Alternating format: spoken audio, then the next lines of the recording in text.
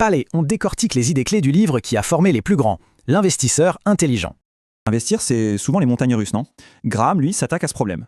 Et sa réponse est simple. Le succès, ce n'est pas de la chance, c'est juste de la discipline. Pour lui, tout commence ici. Un investissement doit garantir deux choses, la sécurité et un rendement correct. D'un côté, il y a l'investisseur qui analyse. De l'autre, le spéculateur qui parie. C'est pas du tout la même chose. Pour bien piger le marché, Graham a inventé un personnage. Voici Monsieur le marché. Imaginez un associé complètement instable, euphorique un jour, au fond du trou le lendemain. Voilà, ça, c'est le marché. Son job à lui, c'est juste de proposer des prix, tous les jours. Mais attention, ce ne sont que des offres. Et le rôle de l'investisseur, c'est de l'ignorer la plupart du temps et de ne sauter que sur les occasions en or. Ok, mais comment on se protège de ce bazar? Graham a la solution. Un bouclier. La marge de sécurité. L'idée est toute bête. On paye un prix bien en dessous de la valeur réelle de l'entreprise. Pour lui, c'est clair. Sans cette marge de sécurité, on n'investit pas. On parie, c'est tout.